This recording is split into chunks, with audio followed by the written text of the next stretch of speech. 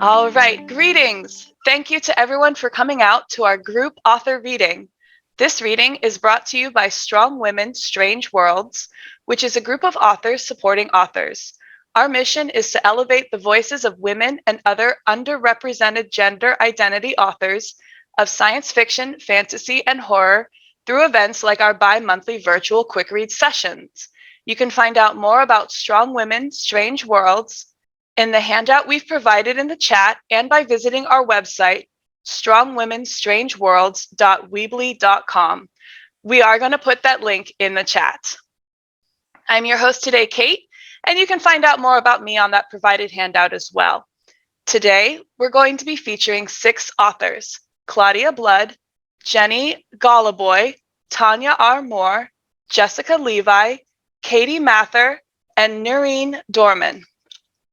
A couple of quick notes. We'll be pasting a link to the Google survey in the chat.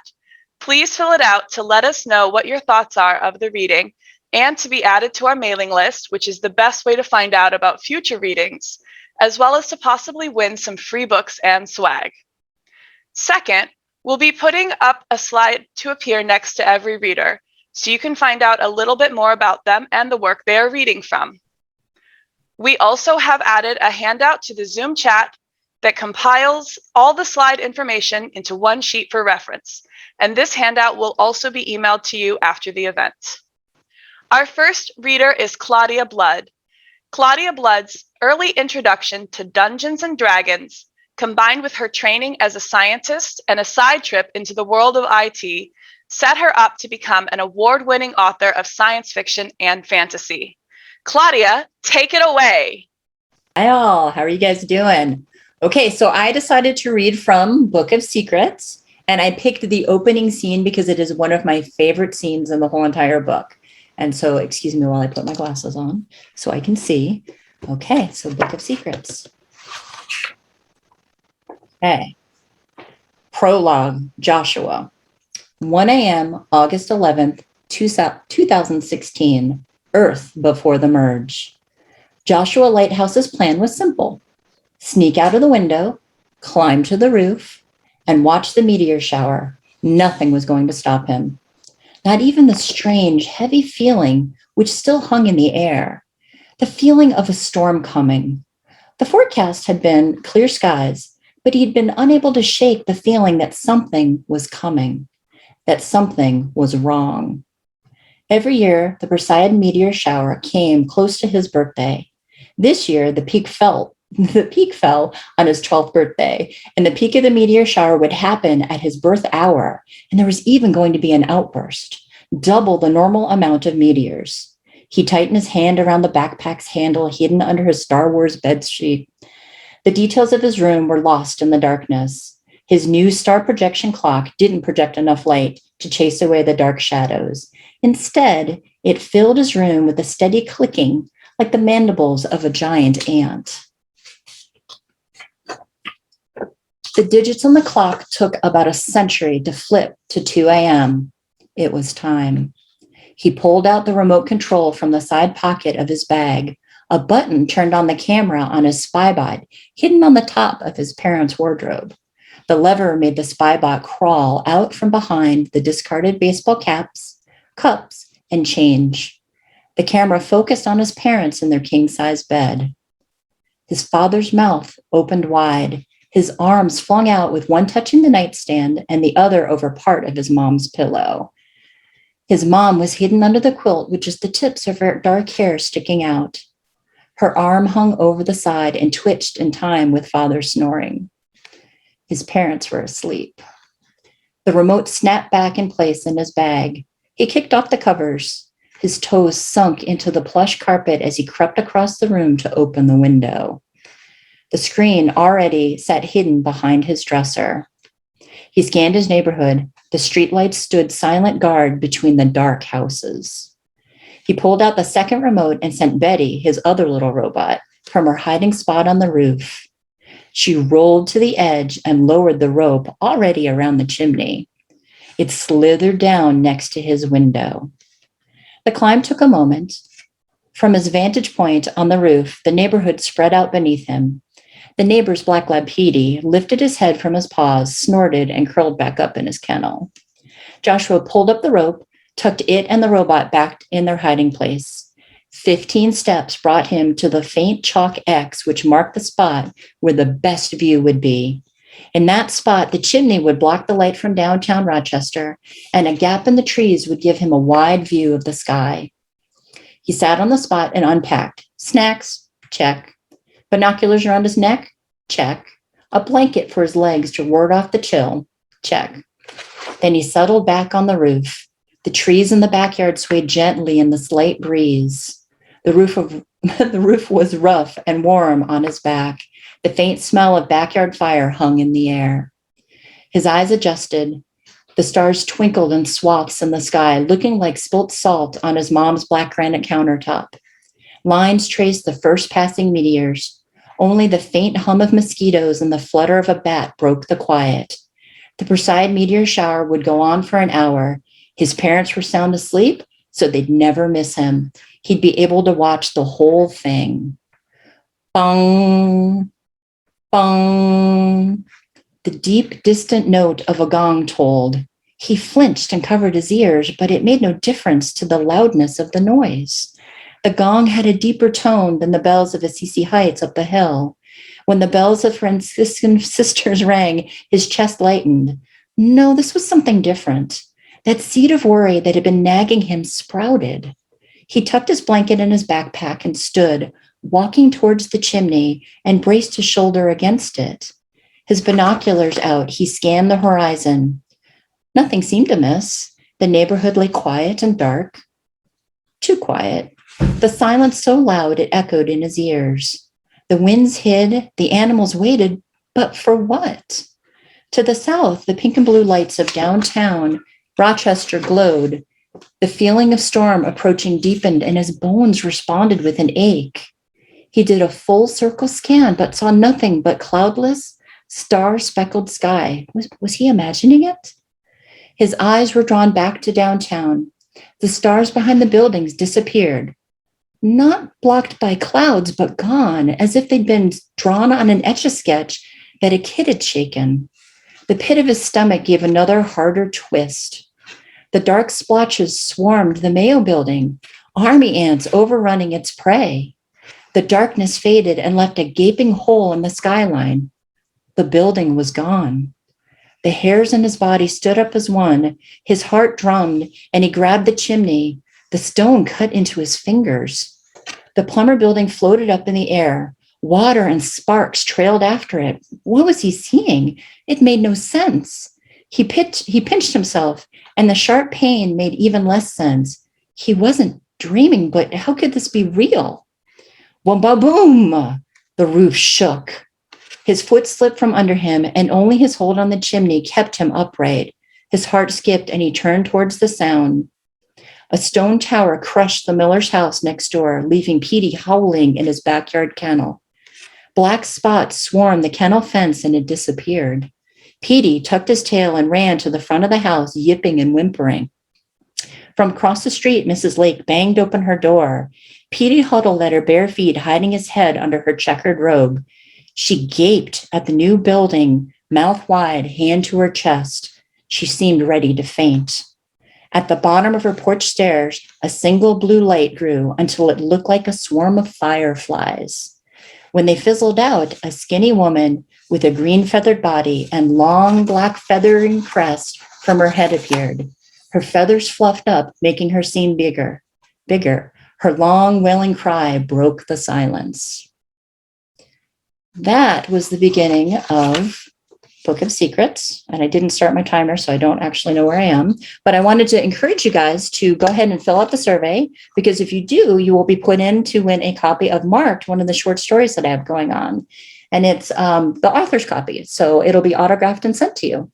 So thank you very much for having me. I very much enjoyed it, and have a great day. All right. Thank you, Claudia. Our second reader is going to be Jennie Goloboy. Jennie Goloboy is an author and literary agent who lives in Minneapolis, Minnesota, with her husband and 2 children. Her novel, Obviously Aliens, has been published by Queen of Swords Press this month, and she has a short story published in fantasy and science fiction. Jennie, take it away. Well, hello. Can you guys see me? There I am. Hello. I am going to be reading from my new book, Obviously Aliens. And thank you so much for having me. This is going to be the second story where weird stuff happens in Minnesota.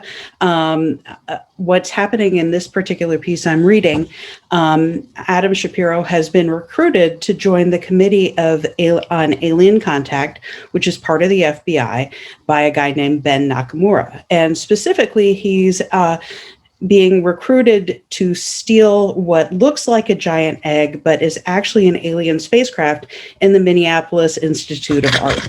So let me set my timer here. And there we go. And as I'm starting out, they have been planning how to steal the egg. They've got everything all in order. And they are, but it's going a little too well for Adam's taste. The happy, excited feeling that had followed Adam ever since they left Roswell had worn off. This was too simple. He wanted to do something a little stupid to make this all trickier. But no, he had to be reasonable. This was a job, right? At least he could swipe something from the gift shop. That would make him feel better. Behind him, Ben cleared his throat. Adam, he said softly, see those guys looking at the egg? Do you know them? He said, looking up and moving towards the gift shop entrance, careful to stay out of view of the people Ben had indicated. He recognized one of them. With that natural bleached out streak on the back of his dark hair, he was hard to miss. They work for... Ben put up his hand like a traffic cop. Stop. Okay, he wouldn't say it out loud. They worked for Fred Laskin, who'd made a ton of money as the owner of the Laskin ice cream factory chain, which is the chain where all the ice cream was custom scooped to order by robots you programmed by pushing buttons. Literal buttons, not a touchpad. Adam had loved the place as a kid. But Laskin didn't care about ice cream. All his profits went directly into his real love, which was aliens. Laskin was convinced that aliens were walking the earth, which was true, and he was going to prove it by showing the world a real-life alien artifact. Most of what he owned was movie props and garbage, but he told the world he'd acquired part of the Roswell spaceship, so Greg had sent Adam to reclaim it, which is how he met Bleach Guy. Well, not met exactly, how he'd punched Bleach Guy in the stomach and gotten out of Laskin's storage facility with a small chunk of burned-looking metal. Would they recognize you? Asked Ben. Probably not, said Adam. I was wearing a ski mask. Ben gave him a weird look. I don't want to know, do I? Adam shrugged. It was a fake. Anyway, that guy will buy anything. Outside the world of ice cream robots, Laskin was kind of a meathead. You think they're stealing it now? Asked Ben. In broad daylight? They're not the brightest guys, said Adam.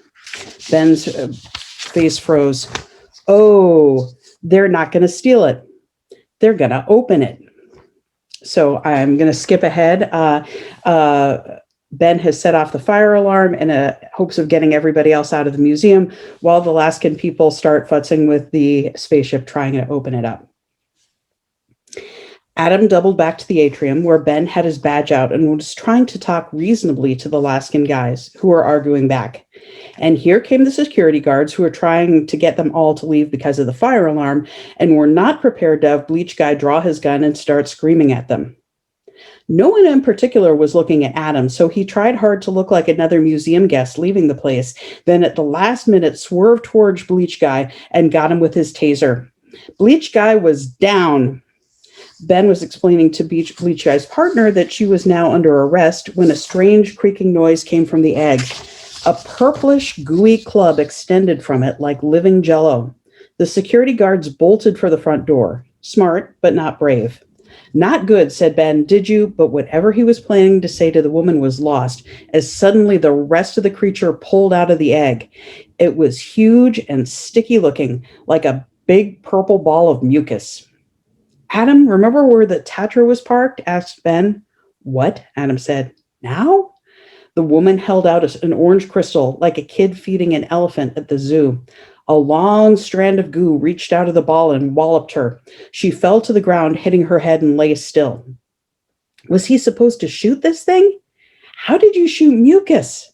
Run, said Ben, and took off towards the front door. But instead of going outside, he headed up the stairs. Adam followed him. So did the angry purple alien. They ran up the hard concrete stairs. Adam tried to keep in shape. Ben was a freaking jackrabbit, and Adam's legs were beginning to burn. Ignore it. It's got to follow us, said Ben between gasps. If you get there first, start the car. What? Thought Adam, but didn't have time to think much more. Past the old paintings, through a narrow doorway he didn't know if the purple alien could fit through, but it did, looping purple snail trails on the wall. Don't look back. Run. Ben was fast, and Adam could not have said anything if he tried. Hell, he could hardly breathe. He was going to have to spend more time on the treadmill when he got back home, that was clear. Past a couple of suits of armor, and then a room of Jewish stuff, and then a big, ugly ceramic dog thing on a tiny suitcase. Adam didn't understand art, and he really didn't understand art museums. He liked them, though, generally, as long as he wasn't being chased by a giant, purple, angry snot alien. Then he thought that museums were too big for their own good. Ben skidded around a corner, and Adam followed him. Behind them, there was a crash as the giant ceramic dog thing went down hard. He got closer to Ben on the straightaway. Then he spotted the Tatra, shining like mercury. Was he going to have to hotwire the thing while dodging the blob? He hoped not. He wrestled the door open and jumped in the driver's seat, and the keys were there. He turned on the ignition, and the engine caught and purred. Beautiful, beautiful. He looked in the rearview mirror. He could barely see out because it was a tiny opening with 3 sheets of glass. Everything back there looked purple. Ben got into the passenger's seat and sat down. Drive forward, he said, fast as you can. Where?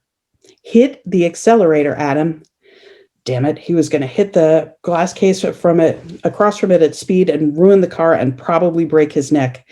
The engine roared. It might be old, but that engine still had all the power it needed. And as he accelerated, something blurry foamed ahead of him like a heat haze.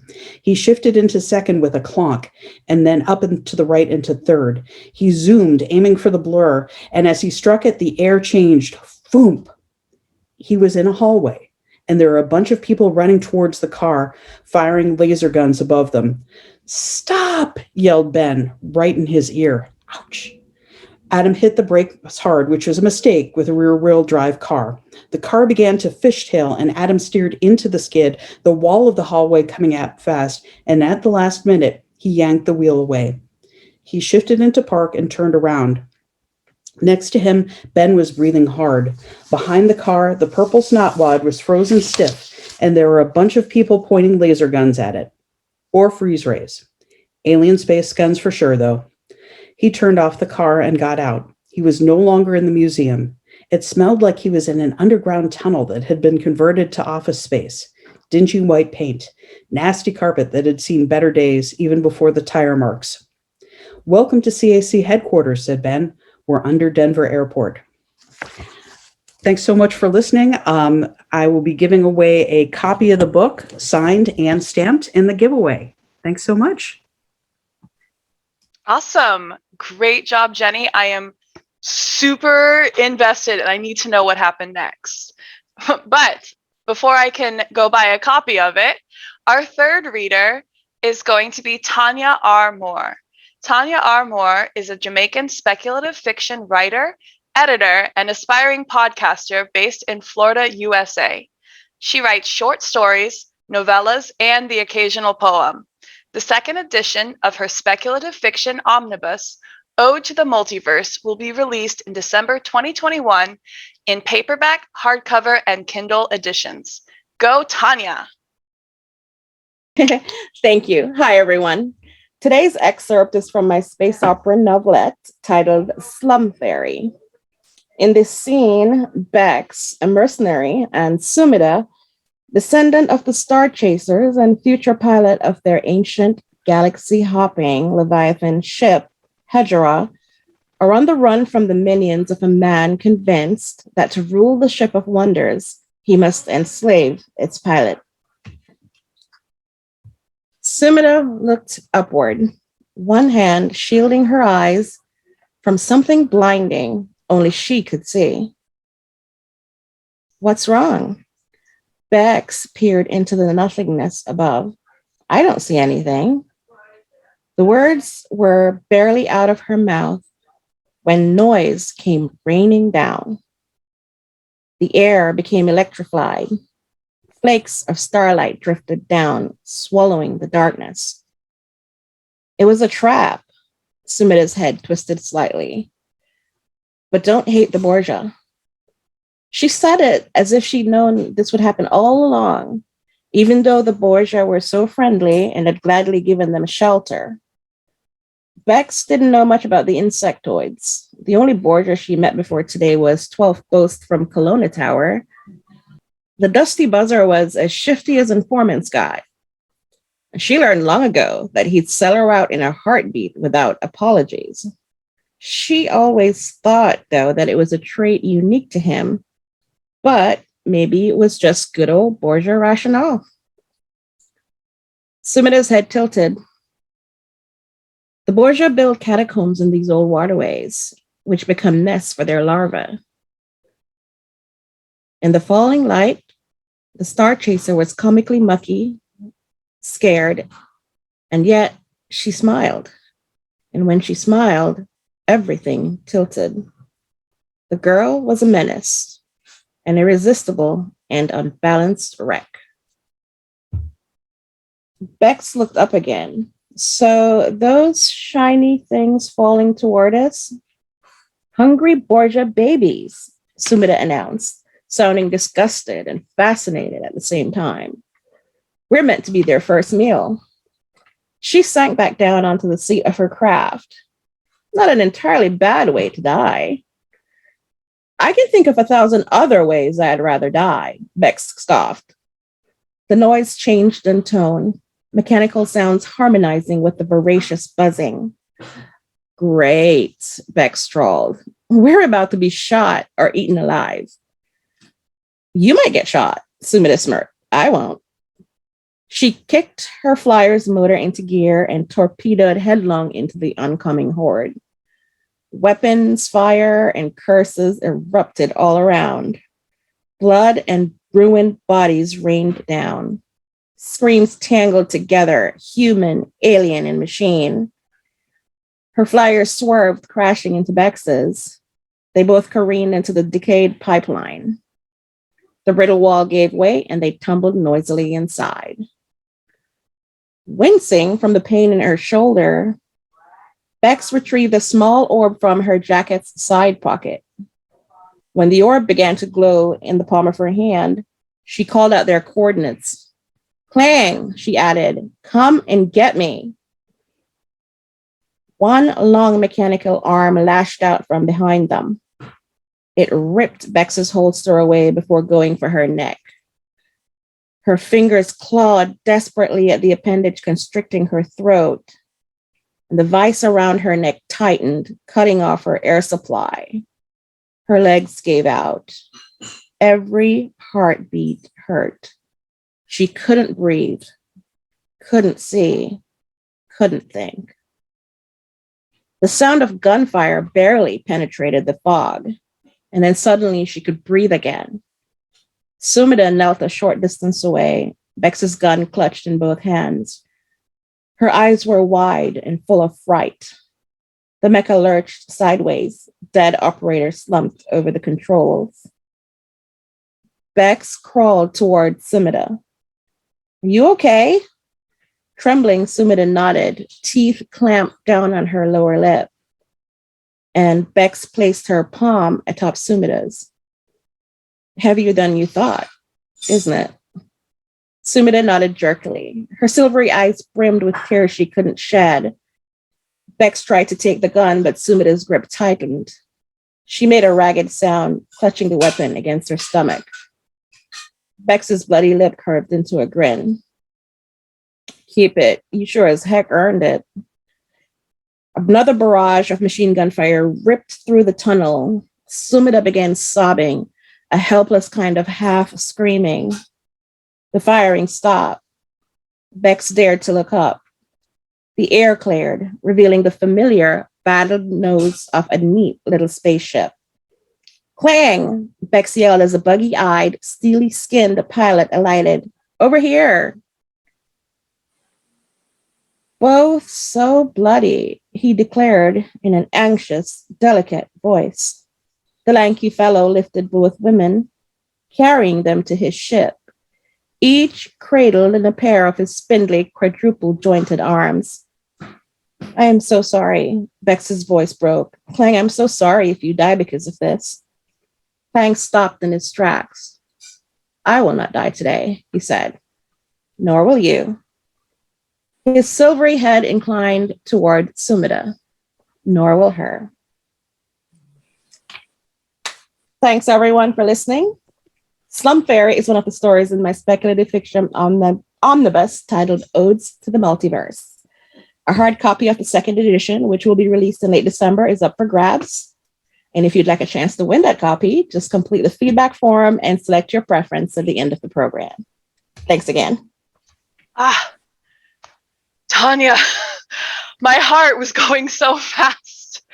Anyway, just a reminder for those who came in late, in the upper right-hand corner of your Zoom controls, you will see a View button. If you click that, you can change the layout of the Zoom screen to show the speaker side by side, and then increase the size of the slide or speaker. Additionally, please check out the chat option to see the chat box and the links to the audience handout, feedback form, and to interact with the other audience members.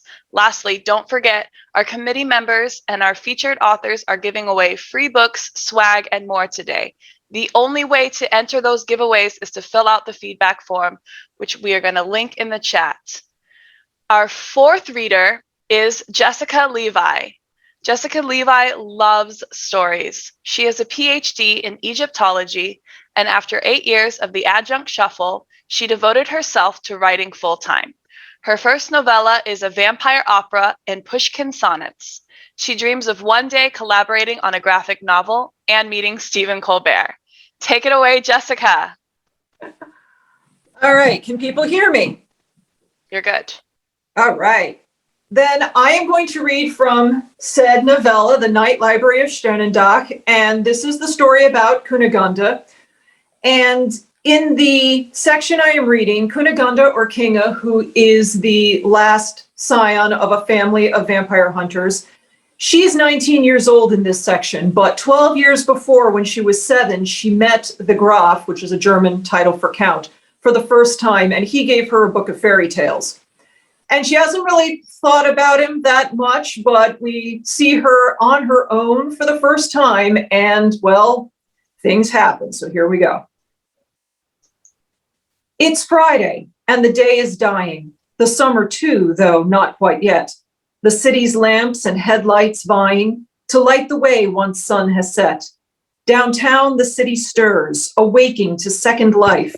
The people taking in food and friends in small cafes, then off to shopping, concerts, plays. Through all this, Cunegonde wanders. She soon starts university, but for a span of time, she's free to take the air. At times, she ponders the castle perched above the sprawl that casts its shadow over it all. Tonight, the castle and its master should not be further from her mind. With Oma out of town at last, her unending lessons are consigned to later thought. She has collected her auburn hair in unaffected and charming plaits. To match their sheen, a knee-length dress in emerald green. She seeks a bistro's outdoor table where she can watch the crowds go by and, while she's at it, maybe try a sample of the local label. Once served, she to her seat adjourns and smiles at boys whose heads she turns. The Riesling and the boys admiring are satisfying, passively.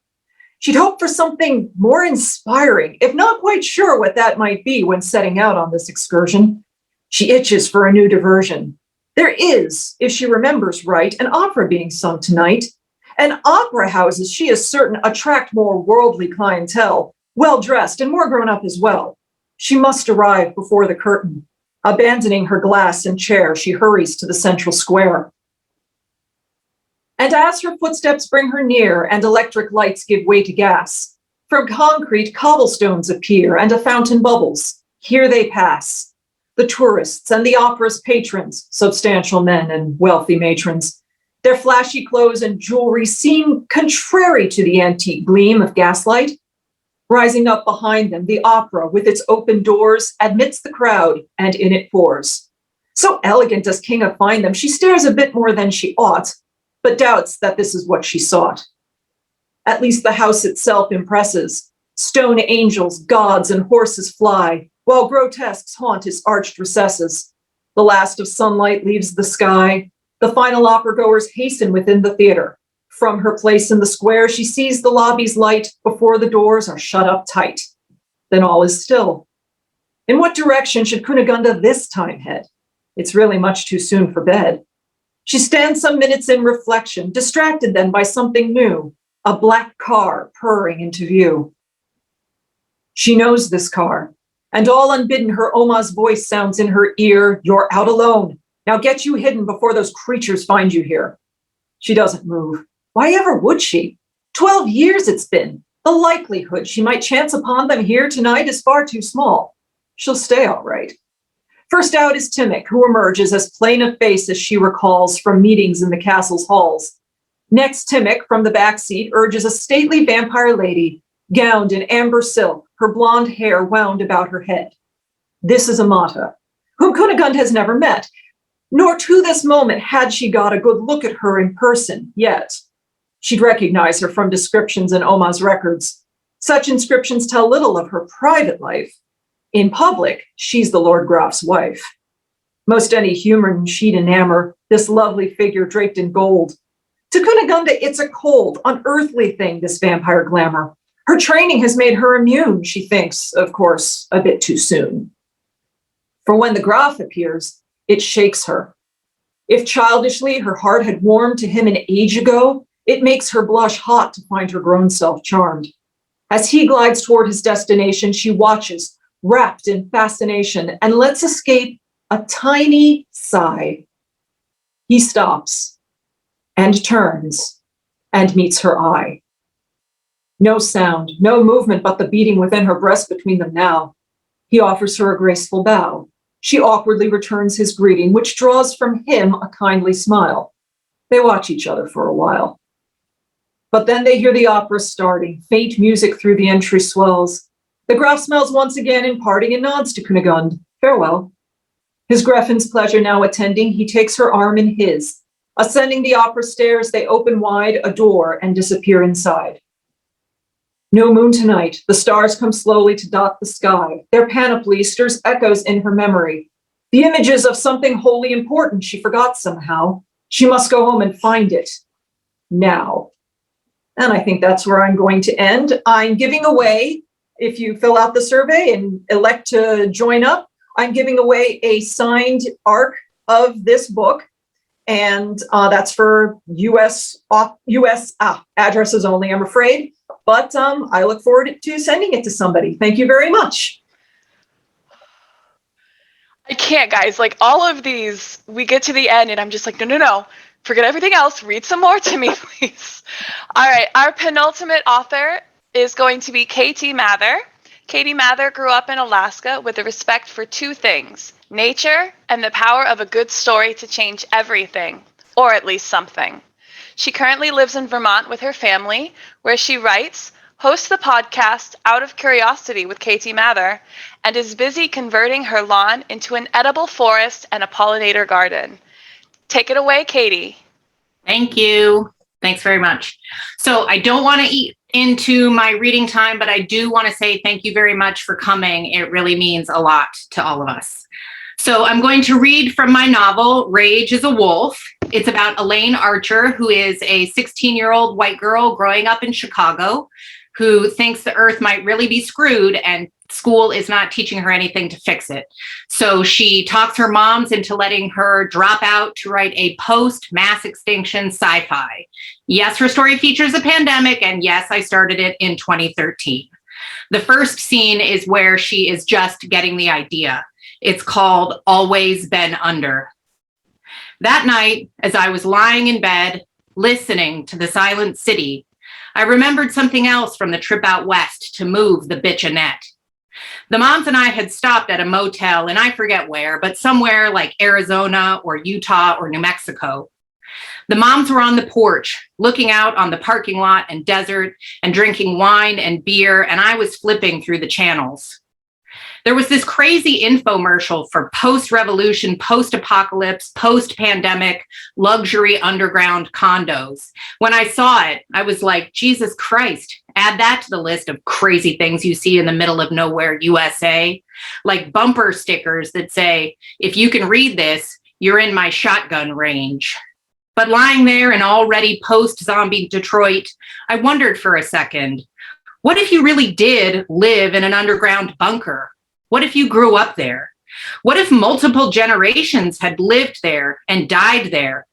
What if you'd always been under? What if you'd always been under? I whispered to myself.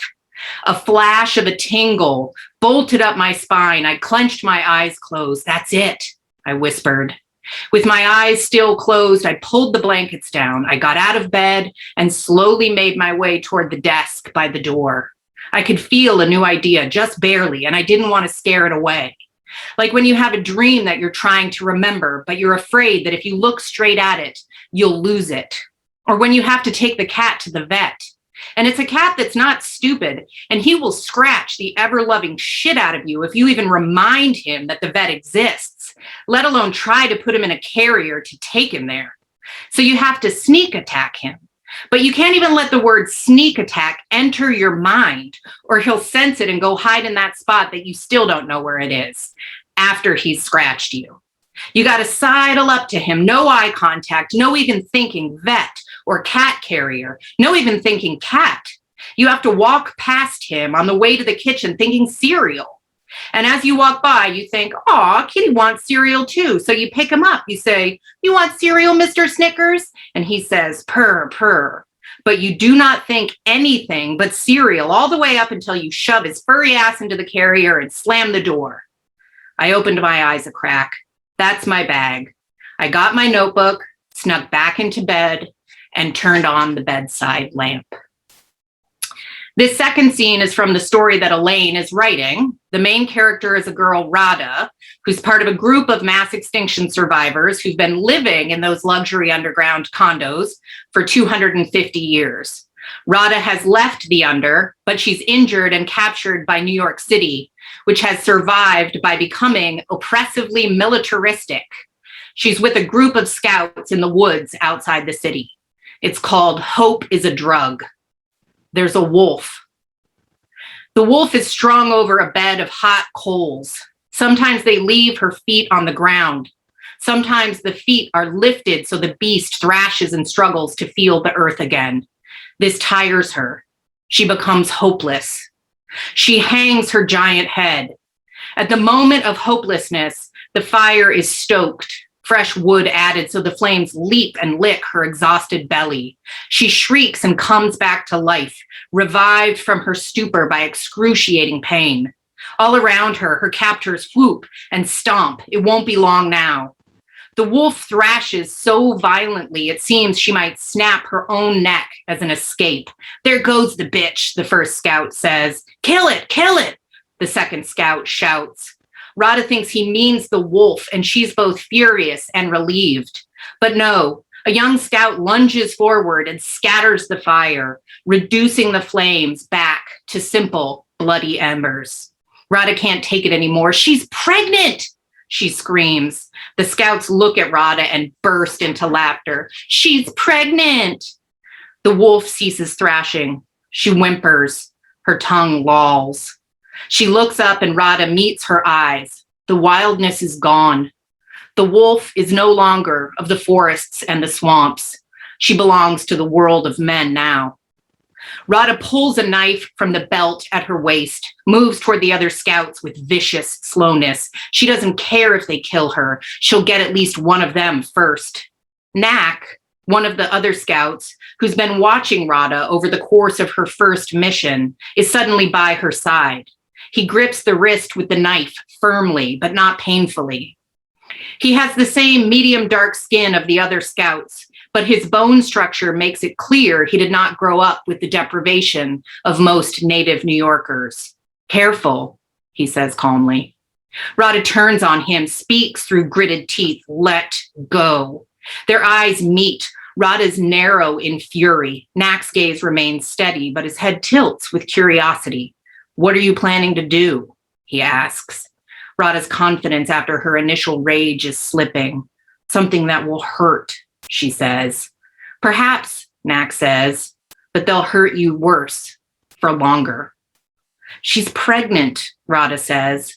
Nak is still holding her wrist, but with no force. He nods. And she'll whelp those pups in the city, and they'll be ours too, he says. The wolves are used for control in the city, for defense, searching, controlling, and patrolling. They are a deadly weapon. I can't do nothing, Rada says. He draws her away from the wolf fire to sit by the campfire where the other scouts will soon join them. She doesn't speak or look at them. She doesn't speak or look at him. Of course you can, he says. You want to live. Rada is silent. She stares into the flames. Nak thinks she didn't hear him. They sit in silence for moments until Rada turns and looks straight at him. What a bullshit thing to say, she says. Nak looks at her in surprise. He has no answer. Rada turns back to the fire and, speaking mostly to herself, says, I'll get them. Nak looks at her and says, almost as though the line is rehearsed, hope is a drug that makes the truth bearable. Rada doesn't acknowledge he's spoken. Nak looks at her a moment longer. The curiosity crosses his face again. Then he turns to stare into the fire as well. And as with many others, if you sign up for the giveaway, I am giving a signed arc of the novel. And if you sign up for my email, I will send you a code for a free e-copy of the book. And thank you again so much for coming. Like I said, it really means a lot to all of us. Awesome. Great job, Katie. I really enjoyed that. All right, and our final reader for today is Nerine Dorman. Nerine is an award-winning author and editor of young adult and adult fantasy and science fiction, and currently residing in Cape Town, South Africa. Go ahead, Nerine. Cool. Thank you very, very much for having me today. I seem to be like the lone South African here. Anyway, this is my novel, Sing Down the Stars. It was a big game changer for me. Sci-fi and fantasy isn't very big in South Africa, so to get this novel winning an award, and it's actually just won yet another award. It's won the Percy Fitzpatrick Award for Youth Literature in South Africa, which is a pretty big deal. So yeah, hopefully now that it's all post-pandemic, things are opening up, I can start actually attending events in person. So I shall begin at chapter 1. You have 10 minutes, 15 minutes tops. Trembling, Jiren's tentacle limb spread across the white paint. His skin had become so dark he was nearly invisible in the gloom but for the red input port at his temple that was flashing in time with the connection in the wall. Nuri swallowed back her fear. What her partner was doing couldn't be easy, and she didn't envy the Javeth drone this evening. Despite this being their 5th job as a pair, she was still a bundle of nerves. Got it, she whispered, scanning the garden below. Her packmate would keep the property's AI busy with whatever program he was inputting, but it was up to Nuri to watch for any patrolling bots or biosentries. All was peaceful, with only the quiet hiss of sprinklers deep in the tangle of vegetation.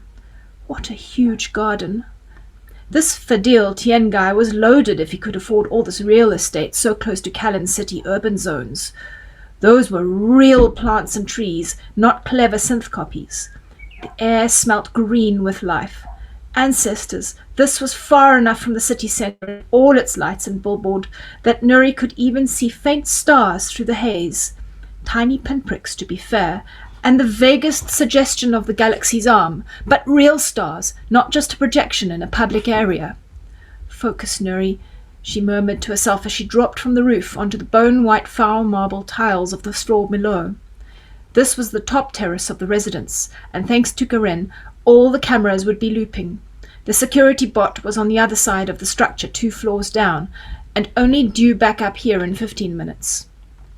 Large blackened glass walls reflected her shape as she crept along. According to the plans, this was the master bedroom.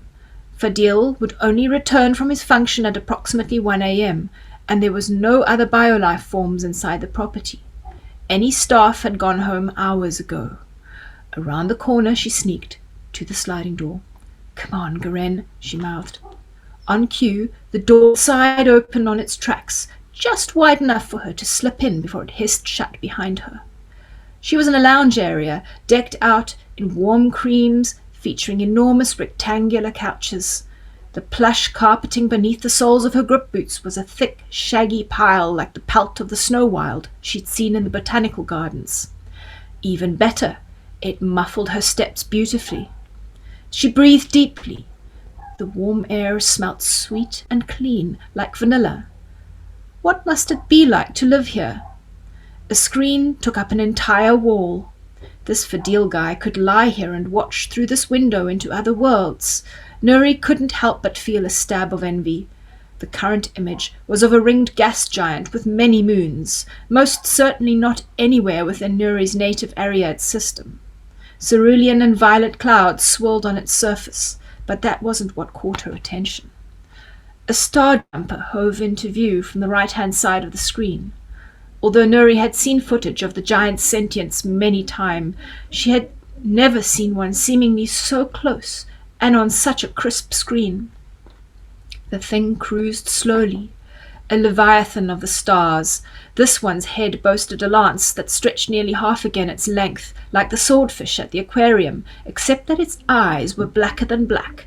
Even viewed on the screen, they absorbed every trace of light. Silent and mesmerizing, its fins spread wide, the being moved until it vanished on the left of the screen, trailing faint coruscations of green light in its wake. Nuri's heart twisted. What must it be like to travel between the stars at the speed of thought? "How are you doing?" Garen's voice buzzed in her comm unit. Nuri jerked, mentally cursing herself for getting distracted. "I'm in the lounge?" She kept her voice low. "Shake your twigs. This AI doesn't have the dumbs, and I'm not sure how long I can keep it distracted with buffer attacks." Nuri moved along. According to the plans, the doorway to her left opened into a library, an actual, ancestors-blessed library. The room didn't disappoint either, and it was difficult for her not to pause to take it in, despite the crawly fear that she was wasting time. It was like the Mir-Arbelin Museum, but on a much smaller scale. Not just books, but artifacts too, little statues on plinths, masks, pictures, so many pictures. The tall, dark-skinned human with the shaved head who featured prominently must be Fadil. He had a serious-eyed girl with him in many of the images, her skin tone slightly lighter than his. He must be her father. The same tilt to the eyebrows. Here they were on a boat, blue sky, azure water, there riding astride a strange beast with grey fur. The little girl's eyes were wide, and her laugh was captured in that instant. The screens in their heavy wooden frames cycled through the more visuals. Sometimes a gold-skinned woman with a heart-shaped face was with them. She wasn't any kind of human Nuri had ever seen before. The little girl must be their daughter, her facial features somewhere between the mother and the father, and her dark brown hair hanging in tight curls on her shoulders. Sometimes she wore a bright bandana, other times elaborate braids. Nuri swallowed back a feeling that hadn't softened in a long, long time. Envy. This girl in the pictures, always laughing, with both parents. She looked about Nuri's age, 12, maybe 13. "Nuri!" Garen sounded tense. "On it!" Nuri hurried to the desk. This evening wasn't going exactly according to plan. Fadil's workspace featured a massive desk carved from what must have once been an entire tree trunk. The wood was stained dark, and surface gleamed slick beneath the dim spotlights. The safe was, as she'd been briefed, hidden in a side panel. The door snicked open when she depressed a knot in the wood, in the top right-hand corner. It wasn't the largest safe she'd ever broken into, but the items of interest were small and rare. "Thank you, Garen, for your hacking smarts." 5 velvet-covered boxes with rounded lids. Plush blue velvet she ached to stroke and hold up against her skin. Nuri checked the contents, ignoring the fire opal and the 2 uncut rubies the size of Kwalu eggs, until she opened the case that contained the dragon pin. It was a priceless treasure from before the days of human space travel, her boss Vardith had said. The silver pin had been shaped to look like a creature from the old Terran myths, a dragon with a wedge-shaped head and a sinuous body curling around the pin. It had garnets for eyes, and they glinted back at her. And I'll stop there. Thank you very much. That is so good. I'm telling you guys, every month that I come to this, my TBR pile just gets bigger and bigger. But all right, my dears, thank you so much to everyone who came today. The authors will be sticking around for a bit to answer questions and to chat. Please do not forget to fill out that feedback form, especially if you want to enter any of the giveaways or be notified about future events. And be sure to grab the handout with all the authors' information from the chat area. Our next event will be on November 18th at 5 p.m. U.S. Eastern Time. And I'll be posting the pre-registration link in the chat so you can sign up right now and be sure not to miss our next amazing selection of stories.